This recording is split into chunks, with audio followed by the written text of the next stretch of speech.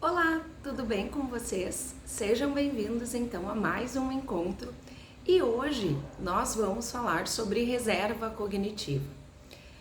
Num outro vídeo eu falei sobre a importância, o que era rapidamente essa reserva cognitiva. E por que eu estou voltando nesse assunto? Quando nós somos bebês, nós somos super estimulados quando somos crianças, em especial no processo da primeira infância até a nossa alfabetização e letramento, nós somos muito estimulados e depois a gente vai perdendo isso. Tá? É importante, enquanto pais e filhos, a gente sempre estimular uma estrutura de rotina onde os nossos filhos possam desenvolver algo que eles têm desejo em aprender, e enquanto filhos proporcionar, se nós somos cuidadores dos nossos pais, que independente da idade que eles tenham, eles também possam fazer algo rotineiro de uma maneira diferente e aprender algo diferente. Não precisa ser uma coisa grandiosa, mas aquilo que a gente for então aprender de uma maneira diferente, isso faz com que a nossa reserva cognitiva ela seja preservada. E por que é importante a gente manter a nossa reserva cognitiva preservada?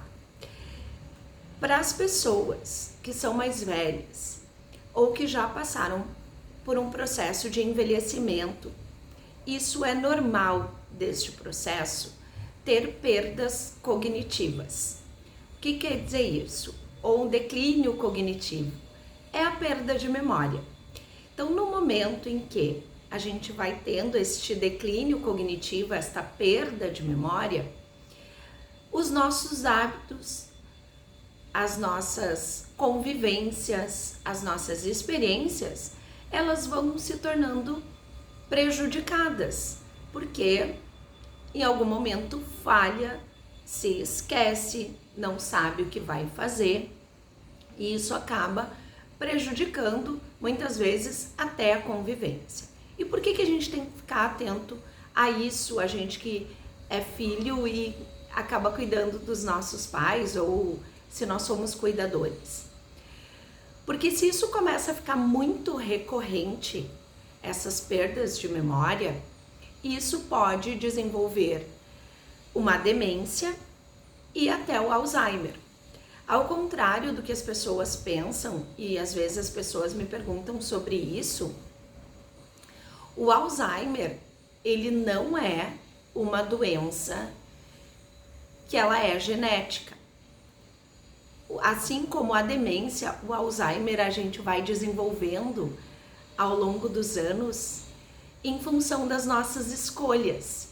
Então, por que é importante a gente ter escolhas assertivas? E lá, quando a gente é criança, os nossos pais escolhem muitas decisões, porque somos crianças e a gente precisa disso, que os nossos pais cuidem.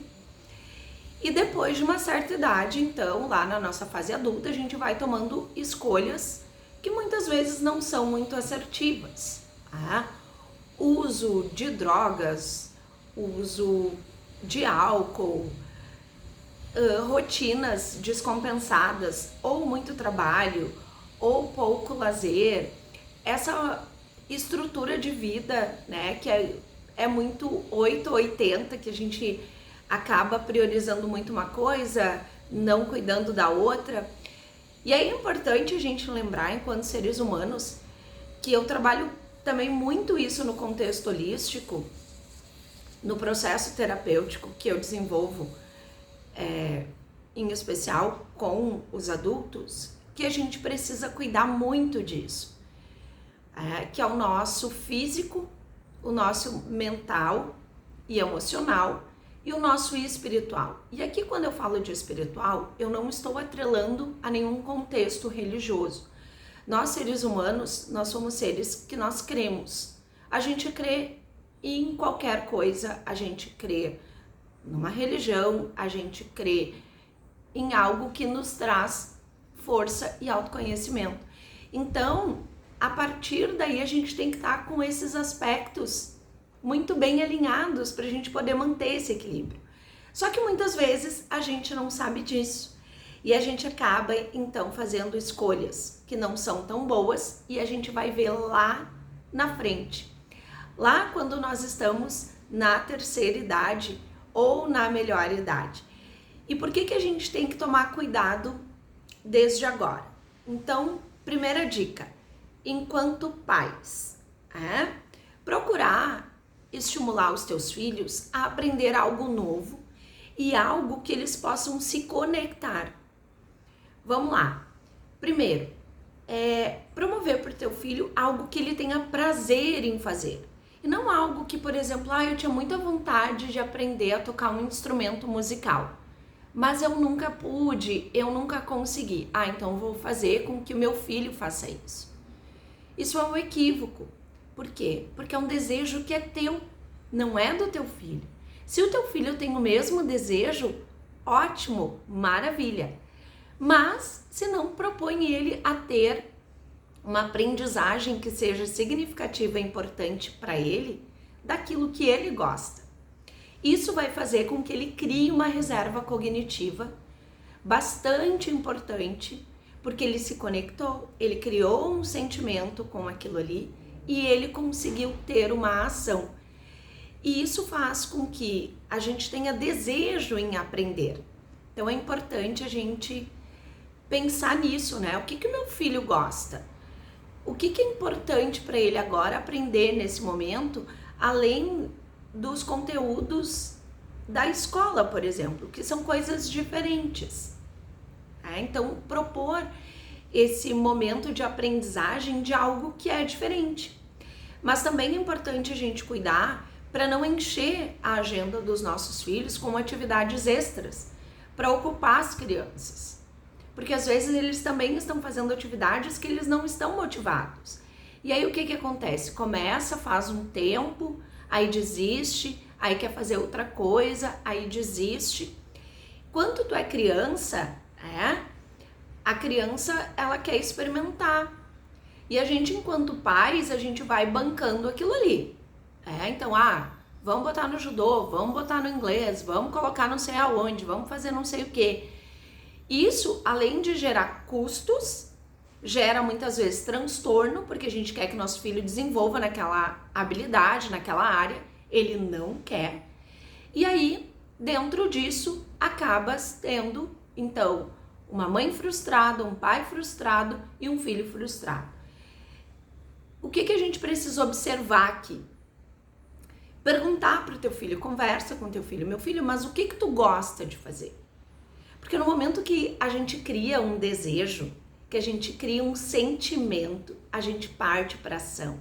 E aí a gente tem um conhecimento. Porque senão a gente só tem informação. A gente sabe como fazer, a gente muitas vezes tem prazer naquilo ali, mas pode acabar, porque não se tornou um conhecimento. Então é importante a gente começar a pensar sobre isso.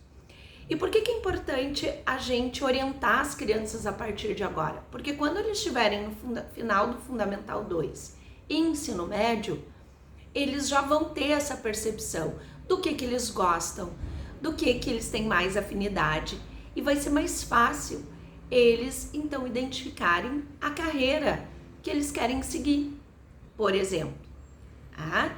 Porque eles já começaram a lidar desde cedo com estas escolhas que fazem bem e que eles aprendem.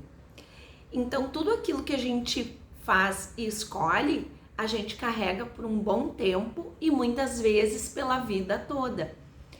E aí, naquele momento que a gente não fez uma boa escolha ou fez por determinadas circunstâncias, e aqui a gente não está falando de culpa, a gente está falando de escolha, isso muitas vezes pode trazer algumas dores que a gente não sabe como lidar e a gente vai levando isso para a vida como um sofrimento. Mas aí eu posso preparar um outro vídeo para vocês falando sobre isso também. Mas voltando então à reserva cognitiva. Então, quando a gente se conecta, a gente mantém essa reserva cognitiva. E aí vocês vão me dizer assim, ah, Tata, mas eu que cuido dos meus pais, o meu pai já tem 70 anos e ele acha que ele não pode mais aprender nada. O importante é conversar e ver o que ele gosta de fazer. Ah, meu pai gosta muito de jogar cartas, por exemplo. Ensina ele um jogo novo. Minha mãe gosta de fazer crochê. Ensina ela um crochê novo. Ah, mas eu não entendo nada disso. Vocês podem usar o YouTube, por exemplo. Coloca lá no YouTube, peçam para eles assistirem. Isso faz uma grande diferença. Se eles têm um grupo de amigos, que eles possam compartilhar isso. E aí eles vão, então, mantendo essa reserva cognitiva. Essa perda de memória, ela vai sendo cada vez mais tardia, porque faz parte do envelhecimento. Tá? Agora, às vezes me preocupa, por exemplo, quando eu tô com uma criança de 10 anos e ela diz para mim assim, eu sou muito esquecida. Aí a gente também tem que analisar e ver o que é esse esquecimento. Mas depois dos 60 anos é comum a gente ter essa perda de memória, faz parte do processo de envelhecimento. Mas para que isso não chegue neste momento, a gente pode desenvolver essa reserva cognitiva tendo outros tipos de aprendizagem. Ir num lugar diferente, saber sobre a cultura daquele lugar, conversar com pessoas diferentes. Muitas vezes a gente sai na rua e lá, por exemplo, no prédio onde a gente mora, tem lá o porteiro, ou o zelador. A gente nunca conversou com aquela pessoa. Então, no momento que a gente faz isso, a gente está aprendendo e a gente também está criando reserva cognitiva. Então, é muito simples a gente manter esta reserva cognitiva. A gente precisa ter escolhas assertivas. Então, para ter essas escolhas assertivas, o que é importante a gente ter? Fazer uma atividade física, cuidar da alimentação, ter uma boa noite de sono. E aí, quando fala do sono, é uma questão que a gente precisa cuidar, né? Em especial as pessoas tomam medicações para dormir e tudo mais. Então, é importante a gente dormir no máximo até as 10h30 da noite, porque das 10 às 2 da manhã é onde a gente acaba, então, produzindo o melhor sono. O sono que vai te manter descansado para que o outro dia tu acorde ativo. Então, até as 10h30 da manhã, até as 10h30 da noite, tu pode ir dormir, porque a gente leva em torno de 90 minutos para pegar no sono profundo, o sono de qualidade.